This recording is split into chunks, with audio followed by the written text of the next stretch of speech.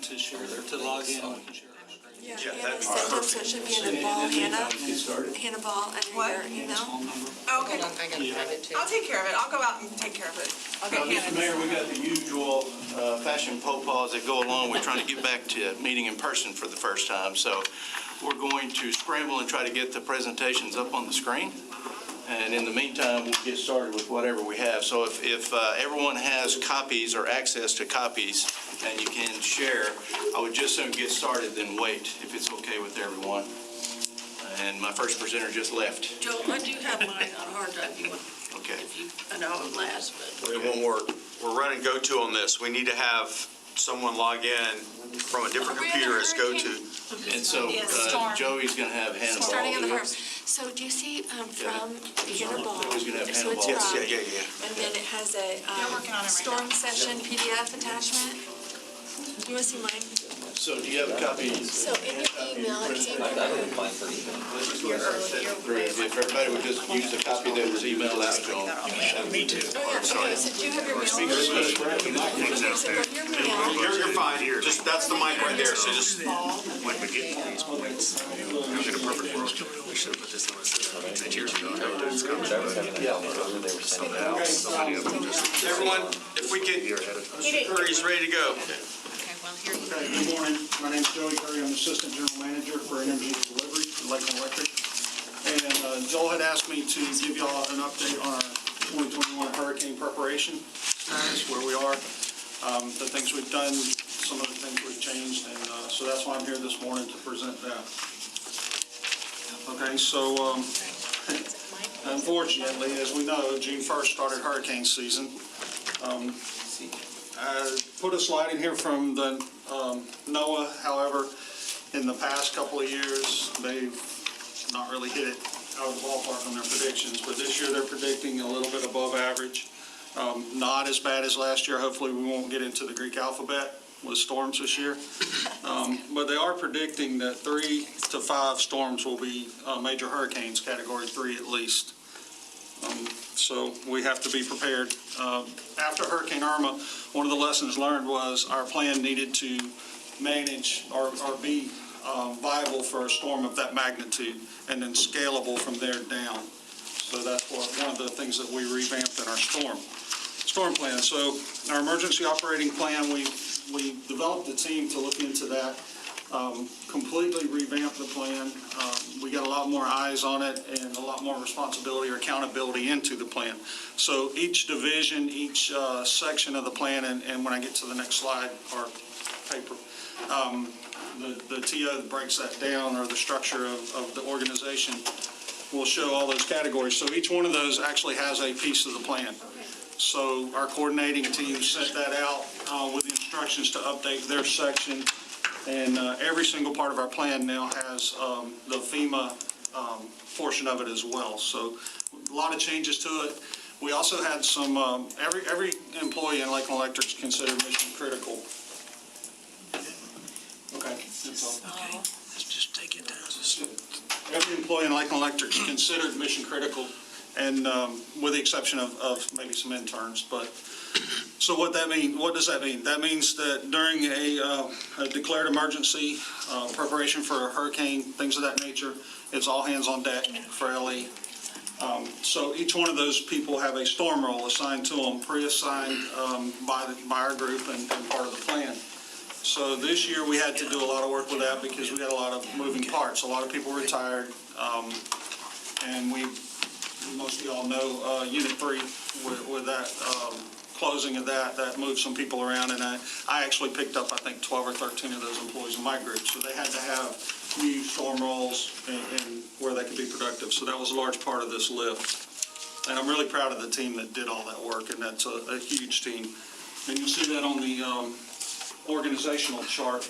So, of course, our general manager, Mr. Ivy's in charge of Lakeland Electric, so he doesn't get to shirk that responsibility during storms, so he's still in charge. But it breaks down, my role kind of changes from assistant general manager. I still have those responsibilities, but I also have been tagged as the storm emergency boss, or we'll leave it at that, operations boss.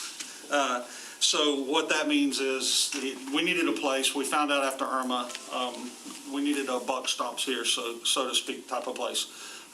Because you get too many conflicting responses if you ask a question. So that was the need for that and other reasons. So we set that up, and I took that responsibility, and I developed, first thing, lessons learned we saw that we needed out of that was a administrative team.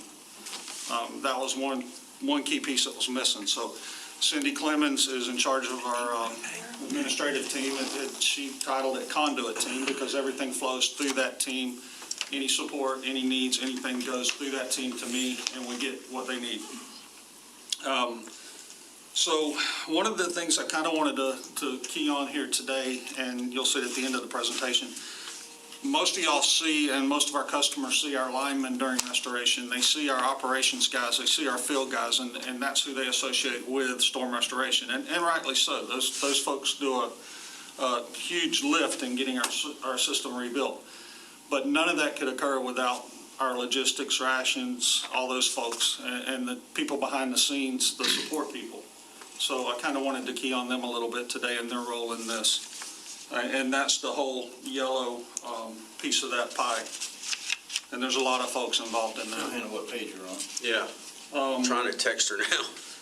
Are you in the org chart? Hannah, if you can hear me, I'm on the storm Page 5. emergency organizational chart slide. Hey, she can hear. Right there, okay. So, like I said, the column in yellow is really the people behind the scenes, the ones that make everything happen, that never get any credit for anything they do during storm rolls, but they do everything. They do a lot, and like I said, we couldn't make it without them. So we'll move to the next slide. So one of the, we brought in, I think it was 432 people to help assist with storm restoration. So that was line personnel, that was tree crews, their supervision, all those things. And we brought them in through something called mutual aid. We're a member of FMEA, the Florida Municipal Electric Association, and part of the task of the FMEA is to set up mutual aid so that we help each other during times of need. So that has worked out really well, and it's grown and evolved over the years into a really good process. As a matter of fact, last year we didn't call for mutual aid during last storm season. However, we did send our crews to Louisiana 2 different times to deploy to help those folks, those municipal utilities during their time of need during hurricanes. So we help each other. But during Irma, we needed a lot of help. We brought in a lot of help, and part of the issue was, where do we put these people? How do we feed these people? How do we fuel their trucks and make sure that they're productive and they're not worried about anything? We've got everything they need. And that's where our logistics team came in and really helped out. But since then, we wanted to shore that up. And part of shoring that up was getting a location that was basically one-stop shop, where we could house them, feed them, secure their vehicles, fuel their vehicles overnight, get them material, get them ready to roll out the next morning, make sure they had a place to take a shower, their clothes were washed and clean, the whole 9 yards. So we worked with the folks at Tigertown, and they were able to help us out with that issue. So we have pretty much everything in one location now, and including onboarding. So when the crews come in from out of town and we do our safety briefing and we give them their badges, because we do assign HID badges to them, so we can track everything for FEMA. Everything's done there. We do our pre-screening. Unfortunately, COVID's still with us. It's hopefully on its way out, but the rules are still in place currently today for restoration and mutual aid for COVID. Joey, let's remind everybody how this is funded. When we call them mutual aid, who covers what costs? Okay, on mutual aid, the receiving utility covers all the costs that's associated with anybody that comes in. So we fund that. Lakeland Electric will fund that out of our days cash on hand fund for storms. We apply for FEMA reimbursement to get that money back as much as possible. And we have really found that with the FEMA rules in the state of Florida now doing a complete audit on everything that you submit instead of a random sampling, that we have to be much more thorough. So I'll talk about that in a minute, but we baked that into our plan as well. Is that what you were referring to, Joel? Okay. So Tigertown, That's our staging area, that's our everything, and it's going to, hope, work out really well.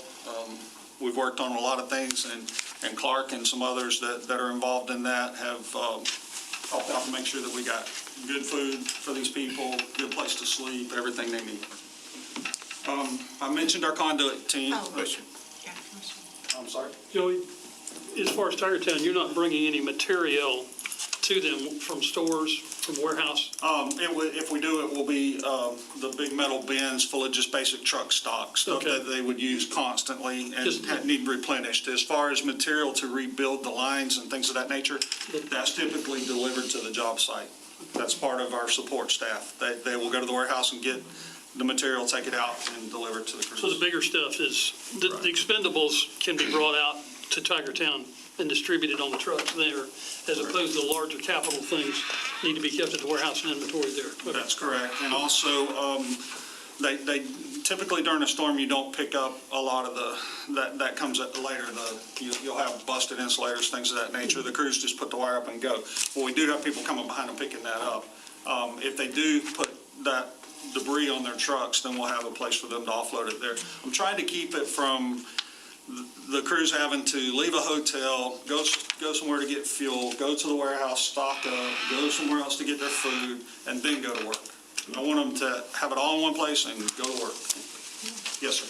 Question, in your process in that, when you have an event, do you have in your support staff, like your planners going out ahead of time and assessing, okay, what's priority, and assigning that to the crews, so the crews don't have to wait to have somebody take them someplace or figure it out for them? Yes, sir. We have initially what happens after a storm event, we have to wait till it's safe for our folks to get out. And our target for our line crews and line crew personnel, anybody to get out will be the winds have to be below 40 miles an hour sustained. Okay, so there's gusts still, even when it's below that, there's gust higher, but sustained. So, bless you. So typically what happens after a major event, we need an immediate, what I call a backbone assessment. And what we rely on there is our T&D manager, T&D supervisors, our troubleman supervisors, our troublemen that are out working. It's a dozen or so people that do a real quick, high level, this is bad, our system's tore up, you need mutual aid. I'm not looking at that time for individual assessment of this pole needs a transformer stuff. I need the overall, how bad are we damaged? So once that initial backbone assessment's done, then we start making decisions on mutual aid. And well, typically we will make those decisions based on the forecast, but that will help shore up those decisions after that. Then we have full damage assessment teams, the DAT teams, which have a product that was developed in-house by Matthew Kroc and some others, Connie Rossman and a gentleman that's retired, that is we call it DARTS, Damage Assessment Resource Tool Set.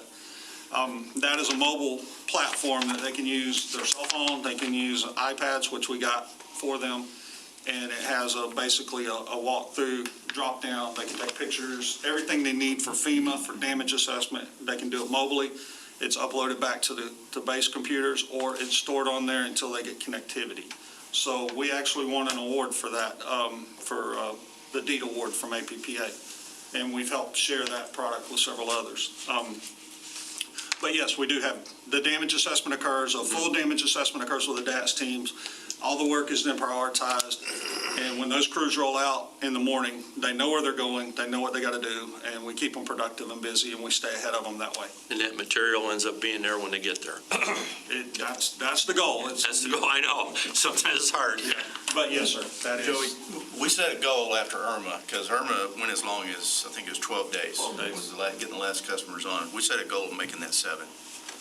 We know that we can improve on what we did with that. There's a lot of areas for improvement. These guys have done a great job getting us to that point. So I think I don't want to say that we're ready because, every storm's different.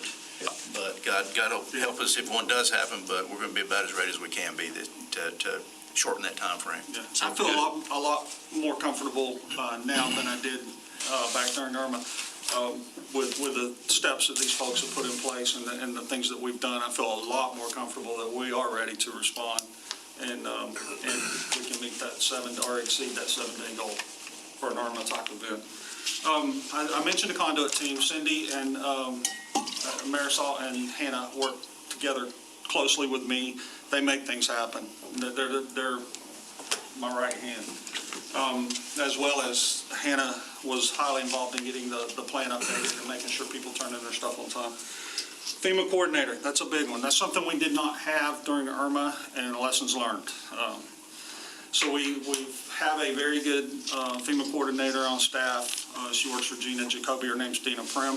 She came to us a few years back, and she brought in a lot of knowledge on what data needs to be collected, how it needs to be collected, what formats, how they want it, how we can make it as easy as possible for FEMA to reimburse us.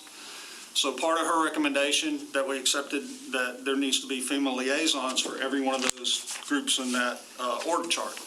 So we designated these people, we trained these people, and so now there's no letdown in the FEMA, I'm hoping, in the FEMA collection process. And every single part of our EOP plan, every facet of it has the instructions for FEMA that applies to that group and what they need to do. We developed timesheets, we developed a lot of stuff that is going to hopefully get us 100% reimbursement. Pandemic team and protocols in place, I'm not going to hit a lot on that because I'm hoping those will go away about mid-July. But we still got to prepare for it, right? And so part of APPA, well, FMEA developed a pandemic contract, basically, mutual aid contract, that we all signed and agreed that we would do certain things. APPA adopted that contract and used it throughout the country. So any mutual aid that we pull in will have signed that contract and be responsible for adhering to those protocols. And if it changes, we'll change with it. But so far, it still is in place. So the pandemic team basically exists an emergency manager position for the city of Lakeland, myself, and the risk manager position. So all we would deal with is if we do happen to have someone come down with symptoms, COVID symptoms, or become sick, that they would be isolated, them as well as their entire crew will be isolated from the rest of the work staff, and then we would take them from there. We would get them hospital care if they needed it. If they're okay to travel, we would send them back home. So that's really the gist of the pandemic team. Now, at the staging areas, we do have some protocols set up where we'll be checking temperatures. Everything we're doing is hands-off, so we have remote scanners, we have remote HID badge readers so that we can, when they come through to get their food, they scan their badge, we track that for FEMA reimbursement, right? Everything. So we do have some of that in place. I'm getting turned around here. Sorry. I hate printing on the back, my bad.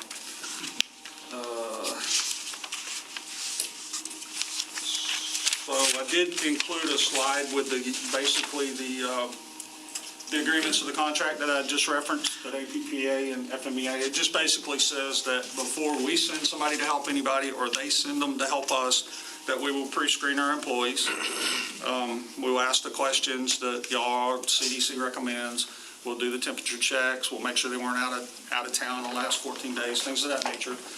Make sure they're in good health, and we'll equip them with the proper PPE that they need, face masks, gloves, whatever they need that is required by CDC for them to go and serve others or come here. And we've all agreed to that. Once they're here, the host utility has agreed to replenish any supplies that they need for PPE, which we have plenty of that on hand at the warehouse.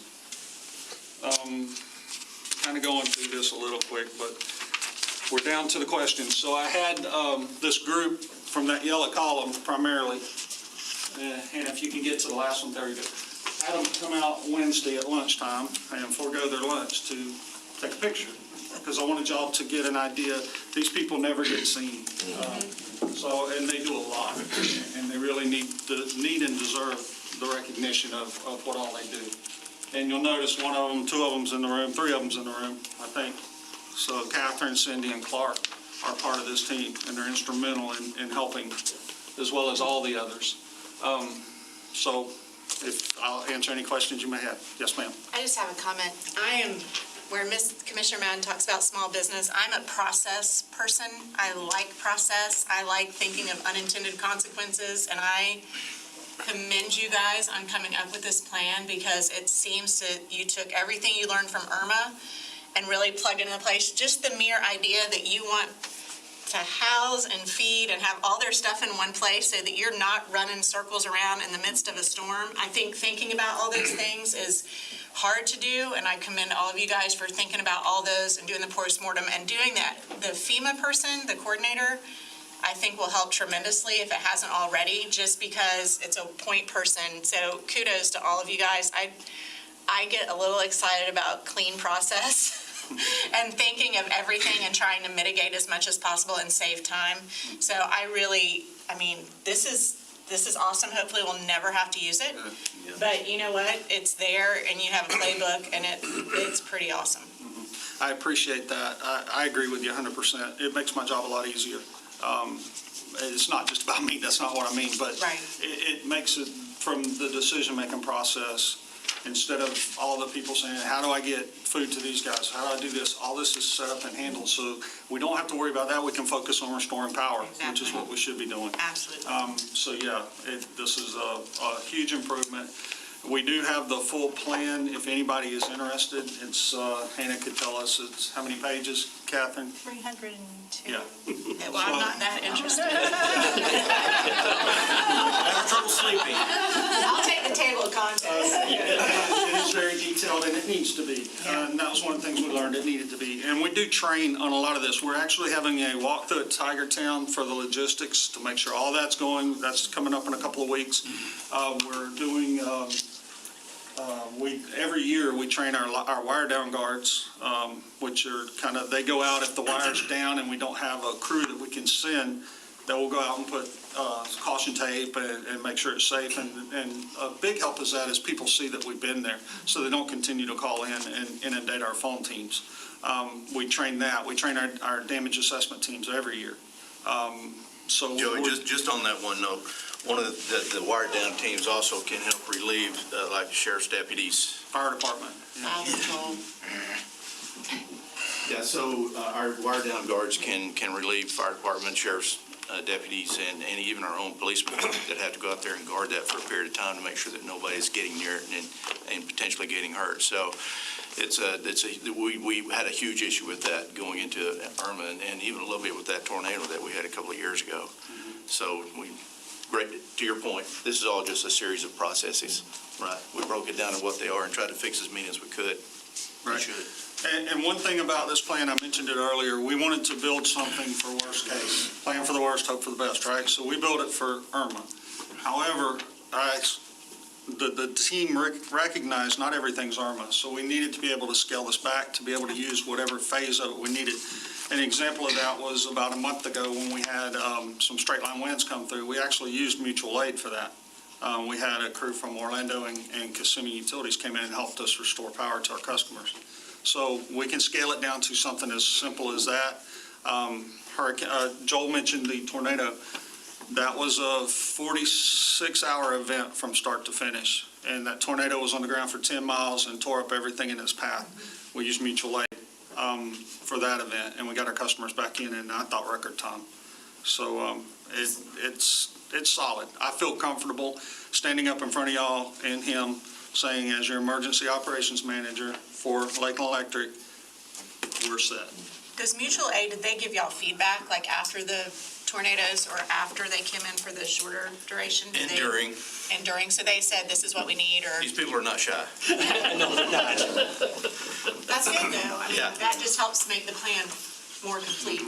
We always, every event we do, we'll bring the team together and do an analysis and things that we can improve. We did after this event 4 weeks ago. There was still areas, at this maturity level, there's still areas we can improve, and we will. And we implemented some trigger points into our plan that help make those decisions for us. So Maybe I got one more question. Yeah, I apologize coming late to the dance here. Can you explain to me mutual aid? And I understand the theory behind it, but how do we have these connections and where do they happen? So we had people coming from Louisiana to help us, but if if the hurricane goes up and then twists and goes to Louisiana, obviously they're busy themselves. So how do we have these points of contacts and how is that manipulated as needed? Good question. Okay, for the FMEA for Florida, Amy Zubeli is the director for FMEA. She's also in charge of mutual aid. So whenever an event is forecasted and it starts, we start getting the 3 days out stuff, she holds, or even earlier than that, she'll hold conference calls with all the municipal utilities in the state of Florida. We all have representation on there. We all talk about when we can release crews if they're called upon. So during Irma, that made it difficult because the whole entire state was affected. So we were looking for help from the American Public Power Association outside of Florida from municipal utilities that would not be affected. So she coordinates all that. So if the storm is forecast to come up the east coast of Florida, like I think there was one, it wasn't Michael. Matthew. Michael was the west coast. Matthew. We weren't going to be affected. So when we had those conference calls, Jacksonville, Melbourne, those cities were going to be hit. We were, yes, we can release crews, how many? So we would give them a manifest of how many people. We would ask for volunteers from our employees. We would give them that list of how many people were ready to go, and we would have them on standby if we did get that call, and then they would go. So we all do that. And like the Louisiana deal, that hurricane hit Texas, Louisiana, the bigger one. There was they needed a lot of help. So they needed people that could get there fairly quickly. So our crews could travel, I think they traveled from, once we got the request, they went to Tallahassee or just into Panhandle, stayed overnight, because those bucket trucks don't go real fast, right? So they stayed overnight and went into Louisiana to the Superdome the next day, not Superdome, the Cajun Dome, and that's where they staged at, and they were at work midway through the second day. Excellent, thank you. So pretty quick response. And mutual aid for us, because we're municipals, we have some contractors on board. We grab them, of course, our pipe contractors, our tree trimming contractors, we utilize them. But then our next call is to our other municipals. We don't call Florida Power and Light first, right? I mean, it's just how it is. Yeah. Not saying we can't work together, but In the interest of time, I think we need to keep moving things along. We have, for Irma, Commissioner Music, to answer your question, we have people coming all the way down from Michigan. We have people from Maine coming down this direction. So when in the before and after period of a storm, you're going to see trucks, tree trimming trucks, all kinds of contract trucks and stuff up and down the freeways, long caravans of these guys coming and going. Yeah, our company does emergency work, and we went up to the Panhandle and up with Matthew, and I'm always driving and seeing these trucks from, Boise, Idaho driving. I'm like, what the heck? And that rounds that out for me, I think. Some of those are head scratchers. Why would you have that many people? But in Irma, it wiped out the whole state. We needed everybody we could get all over the country, and we still didn't have enough, for the record. So the next presentation is going to be Mr. Clark Freed presenting to us for our strategic plan update. We do this every year. Some of you may remember in January, I presented the notion of a 3-lane highway that would look out over the next 4 to 6 years for us. That 3-lane highway included the fast lane, which is strategic planning. We do this every year. It helps drive what our budgeting needs are. And we try to keep it on a couple of year ahead look at least. And so Clark is going to give you the update on what that turned out to be for this year. We have ongoing conversations with this body about strategic objectives that we want to try to bring along. The middle lane of that highway is a discussion that would involve carbon, what we think we might want to do to start addressing that. And then, of course, the slow lane was where, and Scott Bishop would argue that he's in the slow lane, but the emerging technology is a long-term view. He is very much operating very quickly, but he's got that long-term view that we got to make sure that we keep in that slow lane and keep our eyes on very well. So Clark will give us an update on where we are with our strategic plan. Joel, thank you very much, and City Commission and you members of the utility committee, thank you. My name is Clark Freed. I am LE Contracts and Administration Supervisor. And this is, very briefly, what we're going to go through is the update for our strategic objectives. Looking back, we want to start with what the vision is for Lakeland Electric. Once again, to be the best municipal utility. That is a vision we're shooting for. To do that, we've got to be cost effective. Clark, make sure you cue Hannah for slide number. Next slide, Hannah, please. Got it. Thank you. So, to be the best municipal utility, we need to be cost effective, We need to be innovative. That means not only with our customer interaction and engagement, but also with technology. And we need to be a sustainable business. And this means not only being reliable and power to our customers, but also it means taking care of our assets. It means excellence in succession planning for our own internal organization, and it means being a great place to work. So this is the vision for Lakeland Electric. Now, moving on, how are we going to get there? This becomes our strategy and our very specific strategic objectives. The top four are strategic objectives that were from 2020 that rolled over into 2021. This is workforce management, financial management, our customer service innovation, and our security. We added this year, through our strategic planning session held in January, we added a fifth element to our strategic objectives, and that is performance management, new for 2021. And I'll go over each of these briefly with you. So, start with our next slide, our workforce management. Really, the elements we're talking about in our workforce management are issues with retiring of baby boomers. Every organization is dealing with that right now, as we have to do the same thing. Retention of good employees, keeping the good people is a challenge for us. We know that. Hiring, attracting and retaining good seasoned as well as young labor is a challenge for us. We do get competition from the investor-owned utilities, and we know we need to maintain an agile and nimble workforce. In addition, training of new employees, ensuring we get people in, good people in, and get them properly trained is part of our workforce management. How are we going to do these things? Next slide, Hannah. The items in italics are items that are either complete on every slide, either complete or in work.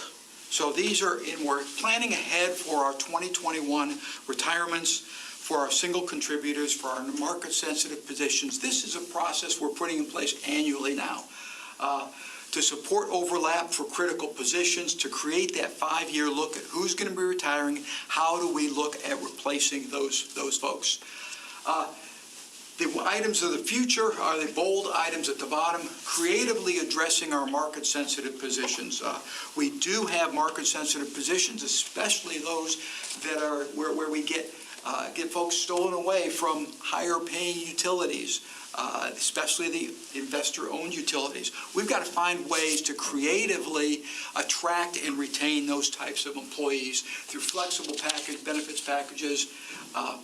And then we want to work on communicating value of employment in Lakeland Electric to both our existing and our new employees. We got to find good ways to tell our story of why is it great for people to be working at Lakeland Electric, working for the city of Lakeland, and attract and retain employees for those reasons. So that's our workforce objective. Our next objective is financial management. This is maintaining our low rates, sustaining our bond rating, appropriately managing our debt, maintaining our assets, continuing to provide the dividend that we do to the city, and creating a rate structure that is going to better help us cover our fixed costs. Next slide. How are we going to do this? Very specifically, you can see the italicized items are items that are work in progress right now. We're doing these things today. We're monitoring that dividend formula. It's with our financial management team. It's done annually. We're addressing the sales fluctuations in our days in cash. That's done annually. We're monitoring our budget to ensure that we're spending the money we need to maintain our assets, and we're proactively managing our debt. These are continuous items. The next item on our agenda for our financial management objective is really creating this rate structure that better captures and recovers our fixed costs. This is scheduled to be an FY22 objective for our finance team. Next, Hannah. The next one is our customer service innovation. What this really means, looks at for us, is our customer service, understanding that it is everyone's responsibility, eliminating the silos, and helping us get to the point where we're one company and one answer. The other is our technology. Can we get to the point where we have 24/7 access to our customer service? We believe we can. It's a challenge, but it's a necessary place to go in our customer service, as well as working and promoting our electric vehicles. We believe this is also a customer service initiative, and working to win every customer one at a time. So our specific action items for customer service, next slide. And you can see once again, the items that are currently in work or completed. We rolled out a new bill back last year in 2020. We updated our website. That all rolled out here recently in 2021. We're continuing the collaboration necessary between our delivery and our customer service team. This is part of that one company, one answer response. We're monitoring our search engine optimization on a regular basis. We have an active SEO plan going on that is monitored regularly, and we are driving the promotion of electric vehicles around our city and our market area. Opportunities that we're working on in the next couple of years are the bottom two: creating that 24/7 service and providing top quartile performance. This is technology, great opportunity for us. It's something that is in work with us. The other is creating seamless information stream between our employees and with our customers. Being able to give our customers access to information is the key to what we know they're asking for, is they want information. And for being able to provide that for us is our objective. Next one, Hannah. Our next strategic objective is around the area of security, both cybersecurity and physical security. This means maintaining appropriate levels of our physical security. It means increasing situational awareness for all of us within LE, ensuring compliance with NERC requirements, and then identifying and closing the gap in cybersecurity. We don't have to talk about that too much, but recent history and recent news has told us many things about cybersecurity. So specifically, action items for our cybersecurity and physical security. We have completed the implementation of our PIN-pad access activation in the LE admin building, and we are currently working to expand the implementation of the gunshot detection system and active shooter training within LE. In addition, we're looking to expand our cybersecurity awareness program that is currently in place with LE, and including physical security in that entire program. We're looking at adapting standards for IT governance and policy revisions. There are a variety of policies IT and LE are working on together today. There's about 16 of them. They're working through the revision process right now that will bolster our whole IT cybersecurity.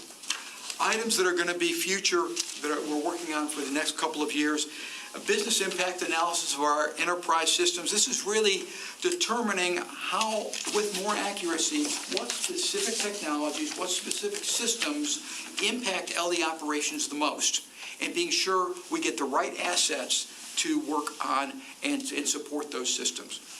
And the other one that is a future endeavor is establishing new information security lifecycle. This includes a risk-based approach to more accurately assign resources where they are needed in support of LE operations. Next one, Hannah. The newest strategic objective for this year is on our performance management. And this is all about our boss challenging us. We need a culture shift. We're desiring and wanting a culture shift in our organization. This is what this performance management is about. And it's about establishing performance measures and documenting performance against these standards, and looking at establishing a culture that involves and includes employee engagement. So some of our action items as we're beginning to flush out this objective a little more specifically. Next slide, Hannah.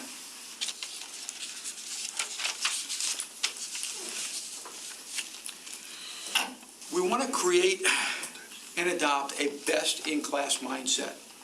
This is more than as much as what we do, it's how we think each and every day. And part of that mindset is number 2 here, driving our production and our delivery forced outages to 0. Some people will say, well, that's impossible. Well, we'll see. It becomes a mindset. Can we get to 0 forced outages? That's where we're headed. It's a mindset we want to create, and then it's performance that we want to drive. As Joel talked about the three-lane highway, we want to create idea concepts that target our three-lane highway, our strategic planning, along with our carbon emissions, along with emerging technology. Can weave these three ideas together. And then working to increase our employee engagement and drive enterprise performance through cross-functional team participation. Two of the examples that are currently working are Electrification Committee as well as our Reliability Committee, taking cross-functional participation, working at more employee engagement, and getting that cross-functional participation to fully improve the performance of the entire enterprise. Okay. That's a summary of our strategic objectives for 2021. Any questions? Yes, ma'am. I have a comment and then a question. First, and I'll look at Joel again. Just like a process person, I also like culture. It makes me very happy to see that mind shift. And also the zero outages. I think even if it's a goal, if you can frame everybody who works around that constantly and consistently, I think it's a performance that you'll see an elevation of performance continually, and it is a cultural shift. But so that's just a comment of I love everything about that. And then on the cyber side, can you tell me, I have a couple questions, how many people we have on the team that's looking at cybersecurity, what the training is, what the game plan is, and do we have outside consultants on that? That was a lot of questions at once, sorry. So, yes, it's kind of like everybody's responsibility. So Josh Wilson is kind of the leader of the pack for a lot of this because that is his primary reason for being here. And so driving out from Josh, we have our teams that work on our what we call operational systems, the SCADA that looks and monitors the grid activities and whatnot. We've got teams of people who are very steeped in the programming requirements that they have to go through. So yes, these guys are all fully functional and educated on these matters. We have a compliance team. How many people on the compliance team? About 5? Yeah, and then our OT team is 6. Yeah, 6 in the OT and 5 in the compliance team. So we're self-auditing, like constantly, the things that we're doing. And this is one of those journeys that you're never at a destination with, right? You're just constantly on a journey.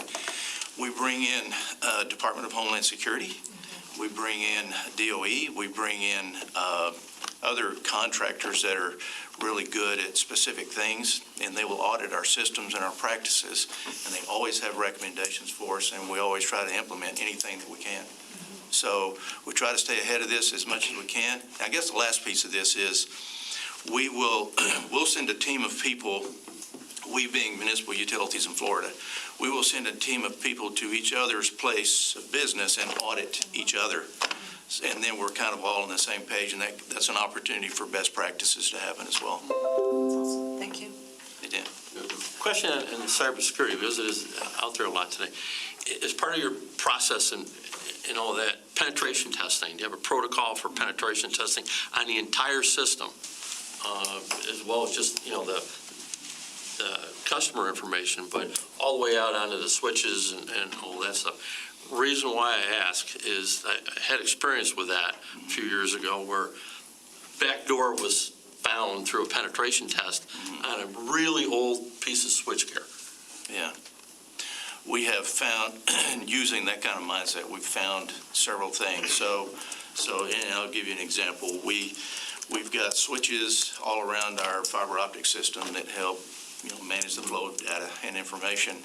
And we found out that there were some security gaps in some of those switches, and we had to hurry up, get out there and get those things sealed up. That could have got them into anything accessible through one of the libraries, for example.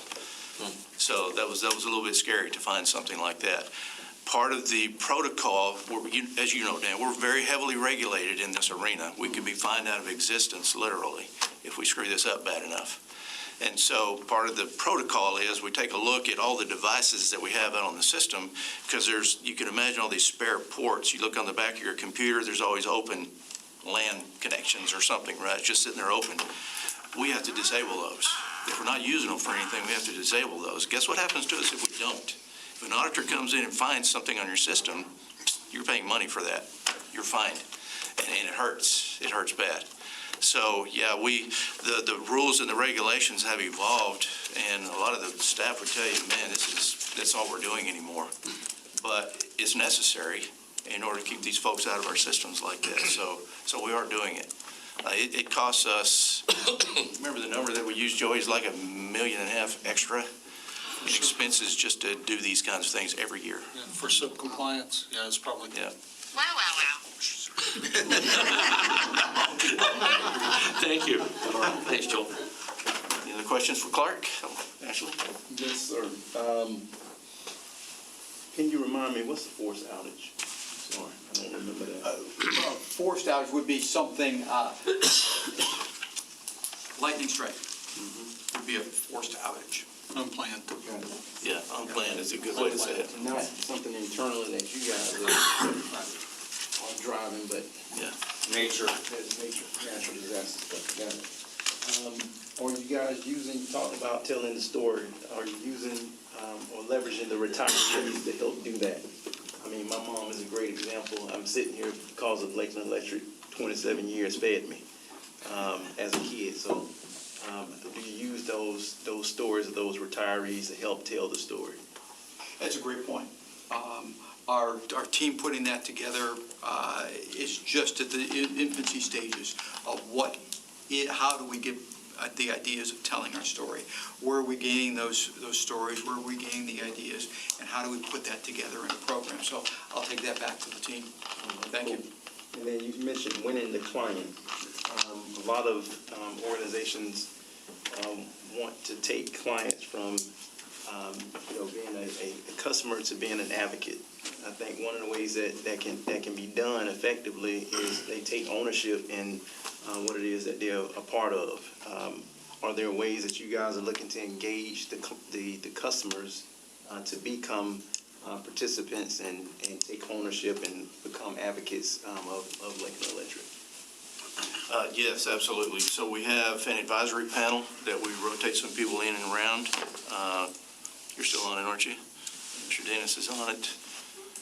I think that's it for us. And so we do presentations periodically, trying to get people up to speed with what it is that we're trying to do and just getting control of that story. When I first got here, we were getting slammed in the newspaper and just really wasn't a great existence. So what we'd set about to do was try to hit everybody one at a time if we had to, and make sure that we were telling that story and creating those kinds of advocacy. So I think we're trying. I'll let you know in a couple of years if we're having success. But if you'll notice, we're not in the newspaper once a week anymore. We're almost back to that boring old utility thing, which is not a bad thing to be, but I need people to be thinking about energy differently. And so now all of a sudden I need a different kind of engagement that we haven't been able to do in the past very well. So that's kind of our new frontier, if you will, to go after people in that manner. How successful has the classes been? Have the classes been, I should say? The Customer Academy that we stole from Kevin, I would say very good. We've had spillover from Citizens Academy classes coming into the LE classes, and almost to a person that goes through those classes, they come out going, wow, I had no idea you guys did so much. People think of Little Lakeland Electric as just some podunk electric utility. Then they go tour our facilities, and just the tour alone changes people's minds. But then the discussion about how we do what we do, I think, is really impactful. Yeah. Good. Clark, thank you. Thank you. All right, Hannah, you already got her up. So we got a new concept I want to pitch for you all, and I'd like for you to be open-minded. I'm not asking for you to approve anything extraordinary today other than the fuel rate itself, but I am asking you to be open-minded about the concept that we're going to pitch. So most of you know that we're looking to fix the interchange at I-4 and SR-33, right out by Florida Poly. Well, the bad news is we've got a pipeline that we own that goes right through that interchange that's in the DOT right away. So guess what has to happen? We got to pick it up and move it. We have to get the old one out, and we have to put a new one in the ground in some fashion. We have options on what we can do, so I'm not going to sit here and ask you to approve the project to move the pipeline, but we have a concept to use the fuel rate to pay for it. What do I mean by that? What we would normally do is go out for debt, probably, or try to fund it through cash from operations, but we're talking about $15 million. I don't have $15 million laying around. The production guys would kill me if I tried to take it from them, and rightly so. So we would probably be looking at going out for debt in order to cover the cost of that.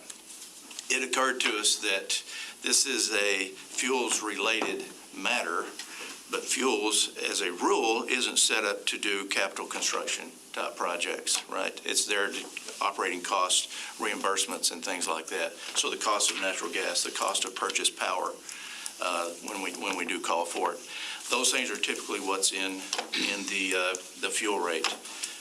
If you're an investor-owned utility, you would put that pipeline cost in your base rates, and then you would earn a 10% rate of return on it. That's what you do. That's your business model. We don't do that. We don't have to do that. We just need to get whatever money we spend back in whatever fashion that we think that we need to. So this is different. It's new.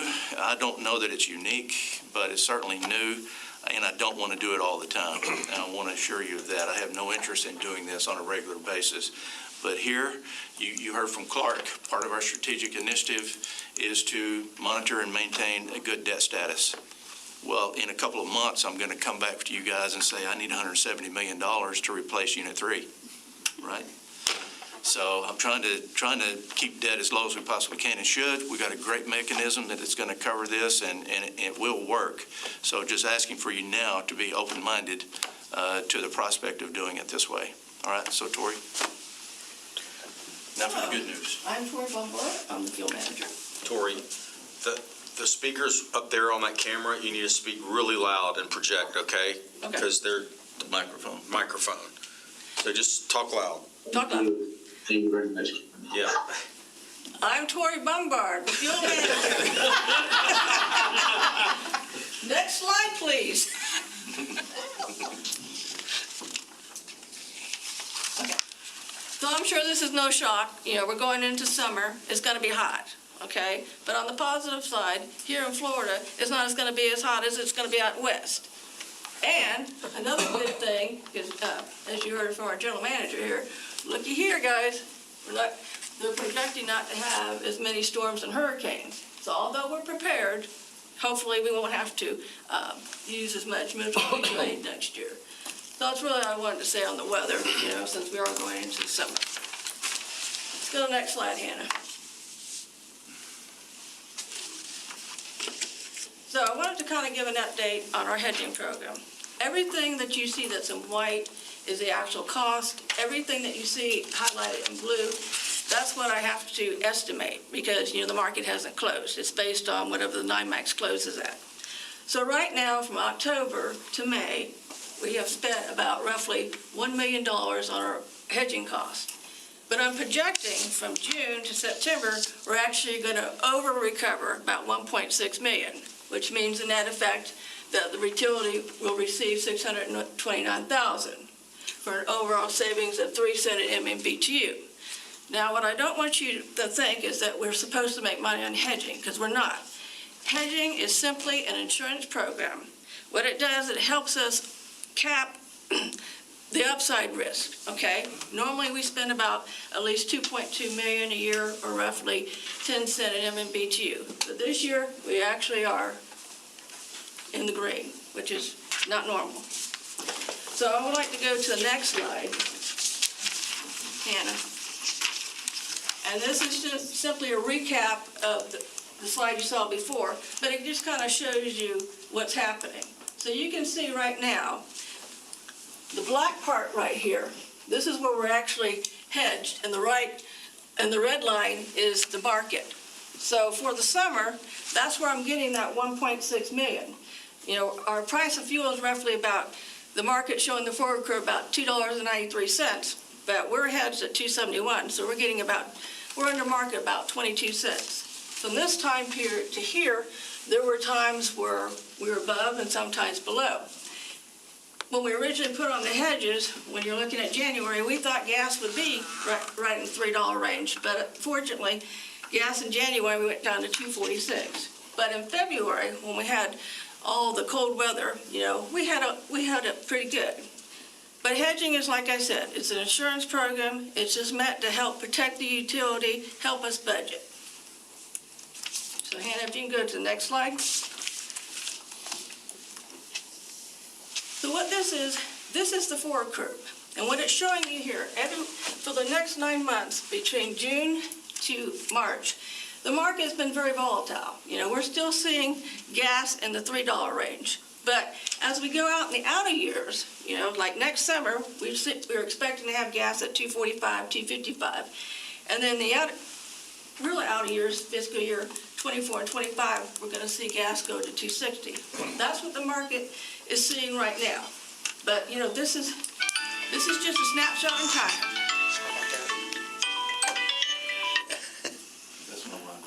But what we've been seeing, you know, is a swing between, you know, 45 to 90 cents right now, because the market still doesn't know what to do with COVID, the economy. So it's thinking that in the future, things will settle down and the price of fuel will go down.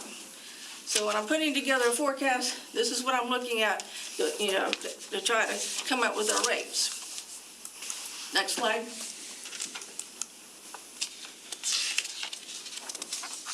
The market looks at prices of fuel based on storage, okay? So what you're looking at right here, when you see the purple line, that was last year, okay? That was calendar year 20. And this black line right here, that's where we really are right now. And when you see the blue and the dots, that's what all the experts are saying that the amount of storage is going to be. And the red dotted line, that's the 5-year average, okay? And the way fuel works is we call this from November to April the withdrawal season, because what we try to do is we build up our storage. So when the market thinks the storage is going to be lower than the previous years, they're worried about, will they be able to keep up with supply and demand? And so that's why we've been seeing those spikes in the previous slide I showed you where gas is at $3. When the market thinks, oh, we got plenty of storage, for the winter we'll be able to take it out, then we usually see the price of gas come off. So in those outer years, they're thinking we'll be able to build back up. But we still started off the summer right here lower than last year. So we're about 14% lower. So unless we're able to, during this time period, we stay even to about here, but then we start seeing a drop. So right about the end of September, we're going to be below the 5-year average. And so that's why I still think the price of gas is going to be, you know, maybe $3.20 from December, January, and February, because that's what the market's seeing. They're worried that the producers aren't going to produce enough to get us above, at least at the 5-year average or where we were last year. So if we can go to the next slide. This is just simply a snapshot of the budget. Okay, our budget, you know, every time I come to you, it's for putting together another 12 months. So this is from July of 21 to June of 22. And so I'm saying we're going to roughly spend about $120 million. And you can notice that these 2 months, November and March, that is when our big unit is in outage, Unit 5. So then those 2 months, you'll see us purchase more purchase power. But our generation mix now is about 75% natural gas, 22% purchase power, and 3% solar. And it just kind of shows you, if you take 120 and you divide it by 12, we roughly spend around $10 million a month. So on fuel, I spend a lot of money. The fuel department spends the most, and we have the smallest staff. You can go to the next slide.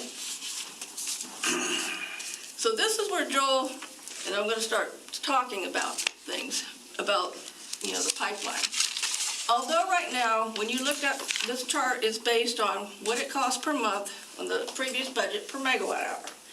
Our current fuel rate is at $40, okay? And you can see the revenues are right here, but my expenses are lower than the revenues. If we were not trying to find a way to fund this pipeline, I would be coming to you and saying, hey, we could lower the rate. But because we have the pipeline that kind of snuck up on us, okay, we're looking for a way to be able to fund it through the fuel rate, because we kind of look at a pipeline as the natural gas going in it. I do, in the fuel rate, have some fuel handling cost in there that, you know, we pay for inspection now. But this is actually, like Joel told you, we're actually going to pick up our pipe and move it. okay? Because they're widening the road to 4 lanes, and it can't sit underneath the road, okay? So, that being said, let's go to the next slide. And, Hannah, can you go to the next slide real quick, and then I'll have you go back? So that you can see where our pipe is. Right now, we're on Old Polk City Road. Then we come down Tomcat, and we come down 33 to McIntosh, and it ends up Larson, okay? So we're gonna have to, because the road right here at 33 is being widened, we're gonna have to move the pipe, okay? So Hannah, if you can flip back to the other side. Okay, so like Bill said, you know, we're not asking you to approve the pipe right now, okay? I'm just coming to you to seek your approval, your thoughts about funding it through the fuel rate. So the plan is, there's actually an RFP out right now, okay? So sometime maybe in September or October, you'll have people come to you for the approval of the actual expenses. But we're estimating the first year, fiscal year 22, starting October of 21, that we'd spend $1 million, and that's basically just the engineering costs, you know, to come up with designs and things of it. The actual building and moving of the pipe wouldn't occur to about February of 23. So, and then we would finish the pipe in fiscal year maybe around May or August of 24. So when I put together all the megawatts for those 3 years period, it comes up to about $1.56 a megawatt, okay? And the average cost, your utility bill, is usually your residential customers have about between 1,000 to 1,200 kilowatt hours a month, okay? So if you were at 1,200 kilowatts, it would cost a resident like $1.82 extra a month, or $22.46 if you had 1,200. If you, of course, at 1,000, it costs you $1.56 or $15.60, you know, to fund it through the fuel rate. So what we were trying to do, if you'll move, change the slides, Hannah, to, you're gonna have to pass that one. I need you to be, yeah. Normally, we make a target about 20 million, okay? Because our 20 million target represents about 45 to 90 days of cash on hand. Because I showed before where we normally spend about $10 million a month. If we were able to keep our fuel rate at $40 by the end of September 22, we would be about $22 million, okay? What I'm trying to do is kind of maintain a stable fuel rate. It's a lot easier for people to budget if you keep a stable fuel rate than just say, okay, we'll lower it now, Tori, and then I need you to approve going up to 10. It's hard on people's budgets. And I only feel, you know, because I showed you those forward curves where I see the price of gas right now in the market showing $2.60, that if we can get through 22 at a $40 rate, then if you go next slide, Hannah, the market right now is showing, you know, lower rates. So I'm hoping in 23 and in 24, we would actually be able to lower the fuel rate maybe to $38. So it's only for the next, you know, fiscal year. And like I said, if we kept it at 40, we'd start at 29. We would change our target to about 23 here, because we're going to spend $8.5 million in fiscal year 23. Because that's when we're actually doing the construction. Remember, 22, we just need the first $1 million for the engineers. And then the next year, we'll get back down to our target about 20, but we're going to spend another 5.5. But by doing it now, starting to build up the reserves, it won't be so, it won't change our ratepayers' budgets as much in 22. So that is the plan that we have to bring forth to you. If you want to go to the next slide, Hannah. Just to kind of show you our history, because we have some new people in here. You can see back in January 2011, you know, we've been in the above 50 range for our fuel rates. We have been in the $40 rate for 15, 16, 18, so having a $40 rate is still a very good rate, okay? Now you'll notice that we did have a temporary rate at 20 and 27. But that wasn't sustainable, okay? I'm saying this because there's newer people in the room. We did that because during COVID, we were trying to give relief, but, to our people, because people were at home and losing their jobs, so we just lowered the rates and we went through our fuel reserve. And that's another reason we have the fuel reserve, so we could help out when things happen in emergencies. So what I'm asking is, next slide, my recommendation is, because right now, the summary, I've told you, if we could build up the fuel rate to 29 by keeping a $40 fuel rate, there is some risk, I'm not gonna lie to you, with the federal government right now. What I'm reading is, they're wanting to now switch the COVID money that's been out there to help the public, and there's been tax credits out there for the fossil industry. They're wanting to move all that money to clean energy, okay? And so that could affect that forward curve. Right now, remember, forward curve's only a snapshot. It's not a guaranteed. It's what the market believes right now. Natural gas outlook right now, everything we're seeing for the outer years, it's going to be about $2.60. For the next 9 months, we're still in the $3 range. And we're going into, like I said, November with a little lower storage. So I don't feel the price of gas is going to come off for, calendar year 21. But I still believe we'll still see some relief in the outer years. Next slide, Hannah. So my recommendation right now is just if we could keep the $40 fuel rate to keep building up reserves. Another thing too, Joel mentioned to you, if the utility starts to go out to debt for new generations, you want to have a good fuel balance at the end of your fiscal year so that when the rating agencies look at you. So that is my presentation. Are there any questions? Question with regards to, First of all, is there a motion to accept that recommendation? I'll move. Second. Second? A second? Yes. All right, motion made and seconded by Commissioner McCarley. And now discussion. When we used to have coal coming in, Yes. the coal cars, as far as the delivery process, were those built into your rate, or was that in operations? Where was that? No, that's a fuel handling cost. Okay, so you're still fuel handling with the pipeline? Yes. Okay, so there's no difference, really. To me, it's Mox Next. It's the same thing. You're still delivering your fuel to the appropriate plant so that we can burn it, whether you're using trains to bring it in or whether you're using a pipeline to bring it in. Correct. That's why Okay. we were asking. We considered a fuel handling. You can't get the natural gas to McIntosh without a pipe.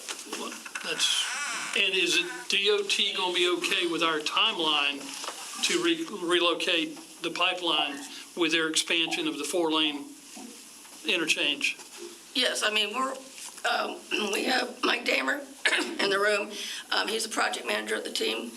And there's other people like Cindy Clemens that are, part of the team. We're all together as far as we have to coordinate with FDOT to make this happen. But is FDOT already let the job, engineered the job, and everything else for the 4-lane? Are we going to hold up their asphalt contractor to do the expansion? Is the infrastructure that we need to do? I'm going to let Mike answer this for you. Can you come up? Do you understand my question? I do. And actually, we just had a conversation. I'm Mike Dammer, engineer with production. We just had a meeting yesterday with Doug with FDOT, who is overseeing the job. Their schedule is being pushed back. They're going back through a redesign. So our schedule will line up right with theirs. There should be no danger of us delaying FDOT at any point in time.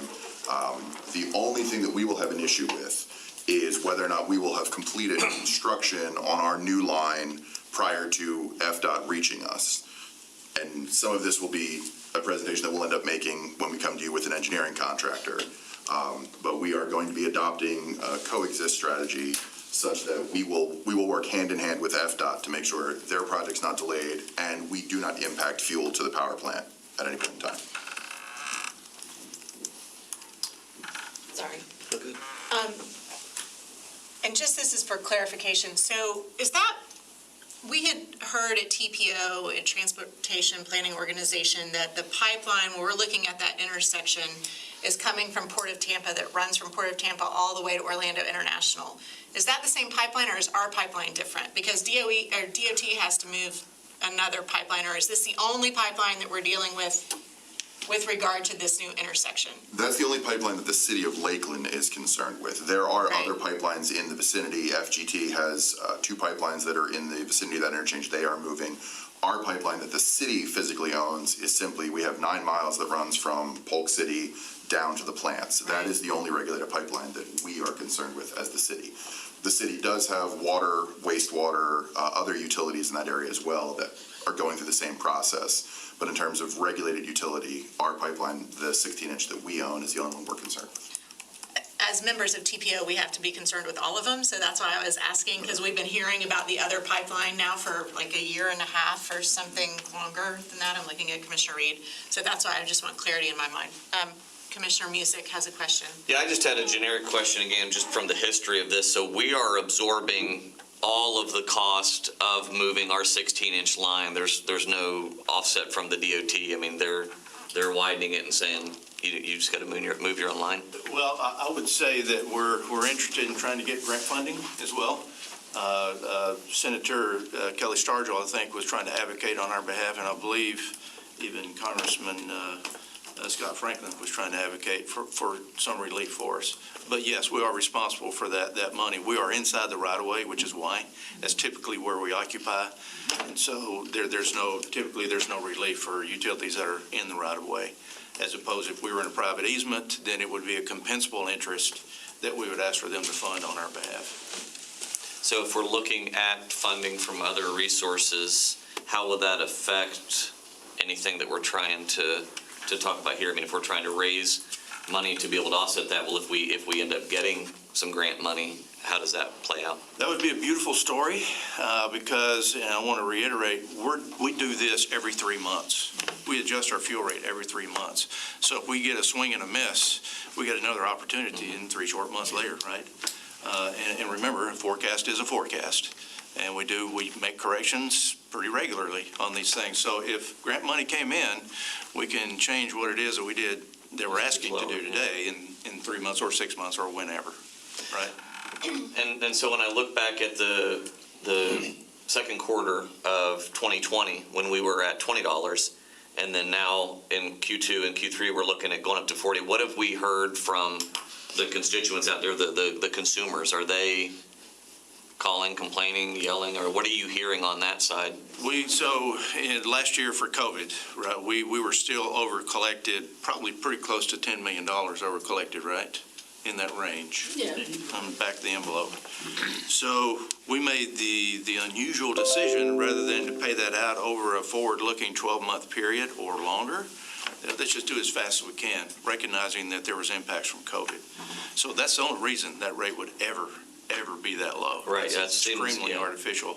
I will tell you, we got some press in the newspaper. It wasn't positive, but we expected it. We knew that was going to happen, but it didn't last very long because our rates were still among the lowest in the state generally in sum total. And so that didn't really have much of an impact on us from that standpoint. You heard from Dave Cuss not too long ago that our customer sat numbers were pretty doggone high going through the COVID period because we were working with our consumers so well. Other questions? Yes. And Ashley, if you could speak up louder, the mayor couldn't hear you as well. I didn't First say time. anything important, Mayor, just so you know. Yes, you did. So what we're looking to do is build up reserves so that reserve can pay for that movement. Is that what we're considering? Yes. Yes. Okay. And could you also remind us why it's important to have adequate reserves from a posture for the organization? Yeah, so several years ago, we did not have a reserve. I think we started in 2015, right? You started the process. We didn't have a fuel reserve specifically, so anytime that we dipped below zero, we were pulling reserves out of the base rate. Well, guess what happens? You got to replenish it in the base rate when you do that. So we decided to, as a body, we decided to separate those two out and let the fuel rate kind of stand on its own and not be relying on the base rate in order to support it. Another best in class, as far as I'm concerned, move that we've taken. We did that during a period of time when natural gas prices were plummeting.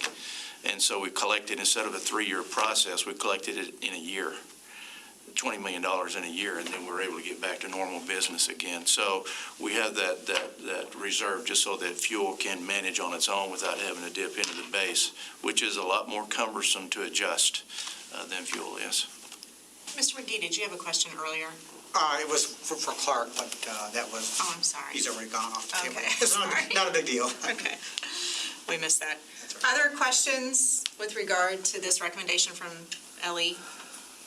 We have a motion and a second on the floor, so do we need to vote on accepting the recommendation to maintain the current fuel rate. So all in favor? Aye. Aye. Opposed? Okay, the motion carries. Thank you. Is that what you need? This carries the presentation portion of the meeting. I think we have a couple agreements to step through. All right, Ms. Sirianni. I'm gonna try to project from back here. Okay. Hopefully the mayor can hear me. We just have one agreement today. This is with Siemens Energy for Unit 5 steam turbine bearing modifications.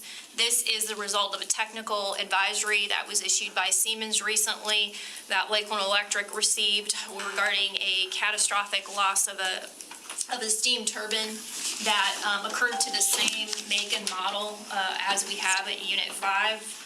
That loss resulted in several large parts of the unit being, the blades being ejected from the turbine generator, which is, a potential, not only injury, a risk of injury, but also, property damage loss.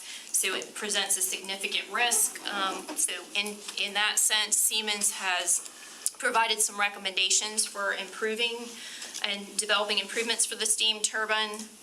Those are and Siemens is the original equipment manufacturer, so this was approved as a sole source purchase with Siemens. This work would be approved or conducted during the fall outage, which would occur November through December 2021. The total amount of the cost would be $1,248,916. That is included in Lakeland Electric's FY22 budget. All the terms and conditions are in accordance with the proposal and also the long-term maintenance agreement that the city has with Siemens. So we would ask for your favorable approval. Do we have a motion to approve this proposed resolution? It's an agreement. Okay, Second. sorry. Yep. Nope. We have a Second. second, and we have a motion. All in favor? Got a question. Oh, sorry, got a question. Mr. English? Joel, as far as the cost, this is the new turbine and all of those intricate pieces that go with it for the removal and installation of the new turbine, basically. No, you correct I me if you need a to, production Steve. person. Basically, what we're looking to do is shore up the turbine itself. The turbine's not being replaced. No, absolutely Okay, not. so this is the gearing and everything, Yeah, bearings and all that go with it. right. So, We're looking to shore that up so that if something does liberate and it starts to vibrate, it doesn't just fly apart.